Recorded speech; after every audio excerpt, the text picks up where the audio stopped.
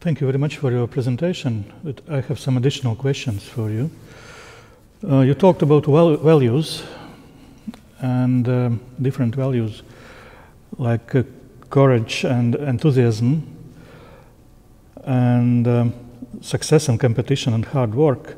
These are 100 years old values. And being who you are, or being who you're meant to be, it's 50 years old value. Is there something new? To be honest, I think these values are even older. Of course. And I guess that's the interesting thing. Everybody is trying to look for something new, but you just can look for something new if you have a solid foundation. And that's where things are coming from. I guess the new comes way more from the area of technology and digital development, where everybody's up for the hype of news and where everybody's within seconds checking if there's a new mail in or if there's a new message on WhatsApp or whatever in the social medias. But what is driving someone, or what's the inner motivation for things, this is what we had since Stone Age. But one needs to really have that in mind. Communication is not new. We have new medias, and we learned a little bit more. But eventually it was already in Stone Age that the one who had the best story to tell was maybe the chief of the tribe. But haven't we changed? Well, we have changed in certain ways, but I think in that regard, we haven't changed that much. But society has changed quite a lot. Yes, in certain fields, yes. But in other fields, I feel not. And that comes always from the point that I'm trying to make there is how to achieve top performances and what it needs for someone to have a feeling that you can dare to express yourself. And I feel this is, again, not what has changed. The surrounding has changed, yes, but the value is not. And I hope they will not change because there are certain values from the old times that I pretty much appreciate and that I sometimes even miss nowadays. One thing what has changed a lot is the learning process and the idea of learning or of education. And now more and more we are hearing about what people need to learn all his lifetime, and learning is never-ending process. Do you believe in this thing? And what's the latest thing you have learned? Pracker. What? Pracker, I learned yesterday. But coming from, yes, of course, learning is always an ongoing process. And I think we can't even avoid it, because we are living in a world that is changing, that is moving with all the things. And this is somehow giving us direction in our lives if we want to participate in there. So, yes, we always need to learn. I agree. A particular learning I don't have in mind, but I feel hopefully I learn all the time in an ongoing way. The thing that I learn, though, is it's a little bit more general, but still it puts me again in a different perspective. I'm having a 5-year-old daughter, and she's teaching me quite a lot about patience, about having an own character, basically all the things that I just mentioned in my presentation. I feel even stronger when I see that in this little creature that is growing and trying to find a place in life. I believe we can learn pretty much from a kid who's just starting to speak, because how we see the process of developing of speech, we learn very much about our consciousness and mind. Yes, the consciousness and the self-confidence, and that it's not always a given how things have to be. Everybody has their own path, and giving that freedom so that one can develop oneself. And of course there are certain rules and regulations and experiences that make oneself getting somewhere.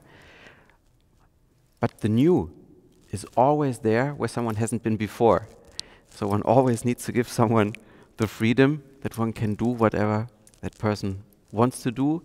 And for this, I feel you need to have that self-confidence that you can try and that you can fail. And that failure is basically the most valuable thing you can get. Miami Ed School, you are teaching to young professionals who will work in advertising? Do you believe they will have a job in the future? The interesting thing is, I don't feel they work in advertising. I think they will work in the creative industry. And I'm very positive that this is one of the most interesting job spheres there is.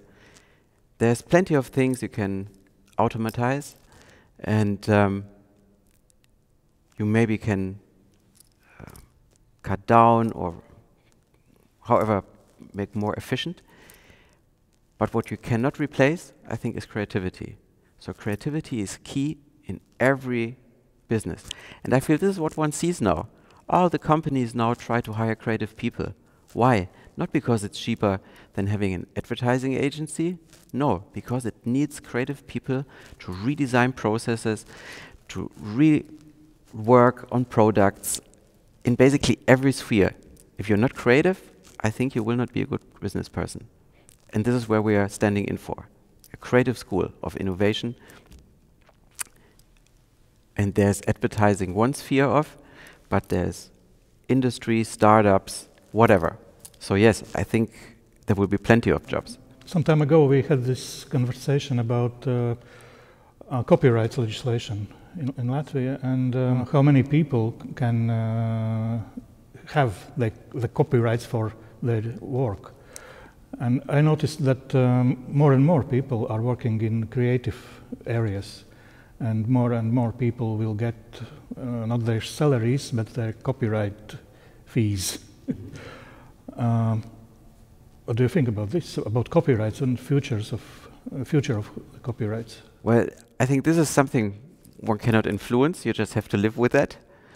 And I think that's kind of a business model for some. If you are living in that universe and where you feel you can protect whatever you come up with, I think that's a fair deal. There was one famous quotation that I was collecting quotes for my internet web magazine, and one quote that was, in 10 years there will be no such thing as copyrights.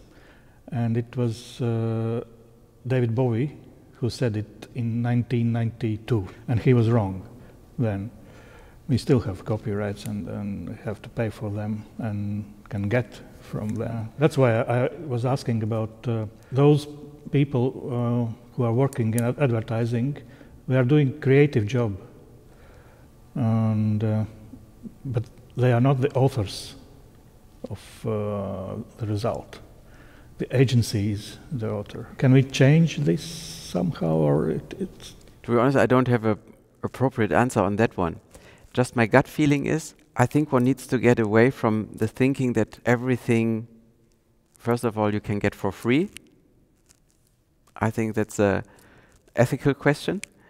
The second thing is, I feel if you work for a company and you get a monthly salary for a certain task that you have to fulfill, and in an agency it is to have ideas, I feel it's kind of an interesting point of view saying, if I have a good idea, then I want to have the copyrights for that idea though, while I'm working for you. Because eventually, if you don't have a good idea, you still expect that the company is paying you for. So I feel that's more kind of a flat fee that you get as a salary.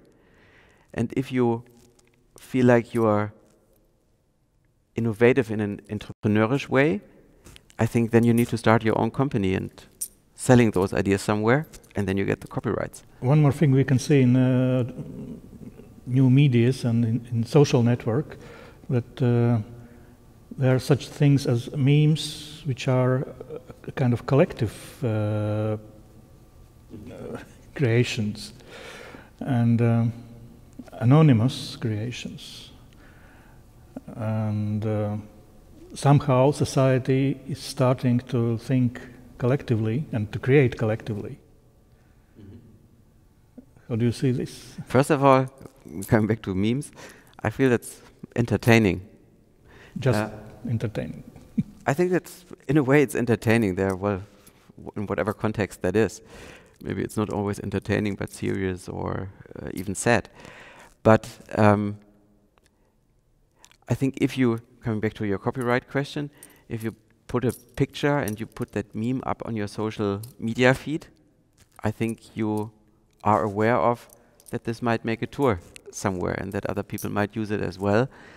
I feel if you feel like this is a protected piece of work, I just want to share it with a limited amount of people, then you need to see how you can keep that environment.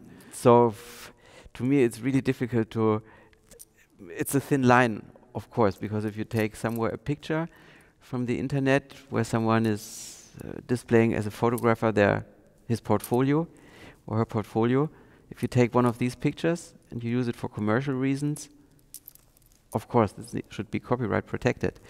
If you use it for whatever other purpose, I don't know how to handle that. The good thing, though, for me is that's nothing that I can influence, and that's not my world.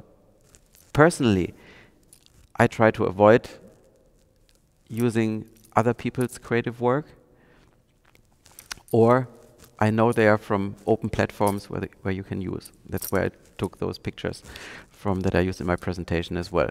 I found them somewhere online that were shared and had whatever million views. Thank you very much for your answers. Thank you. Have a nice time in Liepāja. Thank you. I have. It's funny, I learned about I have that thinking about work, maybe a little bit more free from the copyright thinking, because I have one mentor who is Johann Kramer. He's the founder of Kesselskramer, and he was always sharing his ideas. And so I come from that background of share ideas. If you have one, use it, and hopefully I have a better one if my idea that I had is taken from someone else. I don't see it as my business model. If it is my business model, I sell it directly to the person and I don't put it somewhere in public. So I differentiate how I deal with things that I don't mind being in public and that are maybe need a little bit more privacy. Ideas cannot be copyrighted. Plus that. But usually it's always a visualization of an idea that you share on your wherever social feeds. Thank you. Thank you very much.